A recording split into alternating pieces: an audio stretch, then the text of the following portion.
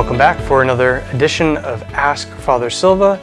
And today's question has been, I don't want to say the bane of my existence, but it's been about 3 months since I first got it, and the person resubmitted their question. But I've been doing all this research and trying to find an answer. But let me read the question before I tell you why it's difficult to answer.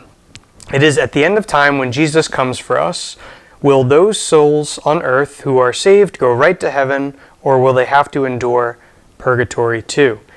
Right? They ask a second time, what happens to the people on earth when Jesus comes back at the end of the world, when they are all judged? Do those who merit heaven still have to be cleansed of their sins in purgatory? Basically, the question is, will purgatory still be necessary after Jesus' second coming?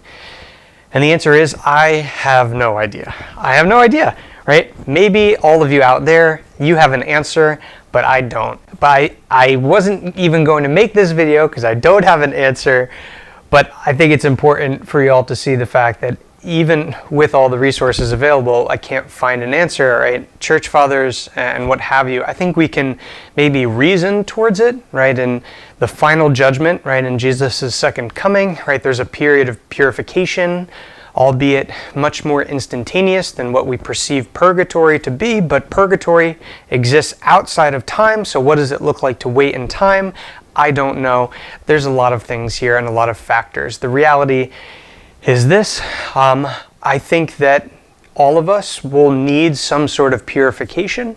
For the vast majority of us will need some sort of purification, i.e. purgatory, because if you remember from previous videos, we talk about the reality of sin and what it does, right?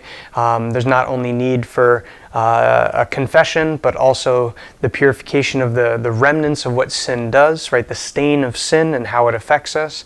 And so before we can enter into the perfection that is eternal glory in heaven, right, we'll need that purification. And so what that purification process looks like at the end of time, right, at Jesus' second coming, will probably look different than the period of time now. But again, all of this happens outside of time. So what does it look like for those who died centuries ago, waiting in purgatory to enter into heaven? And at the end of time, right, when time ceases to exist, and all of us are sort of enduring that final judgment, I'm not quite sure.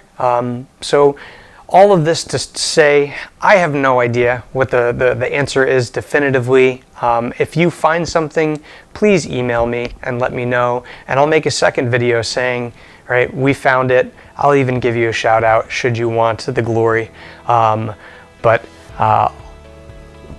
that's really it. I'm not sure. I apologize to the person who submitted this question, not once, but twice, but I promise you that I didn't answer that first time because I was genuinely trying to find an answer. So hopefully next week I will have an answer to a question definitively. Otherwise, I'll see you again for another week of theological speculation. Have a good one.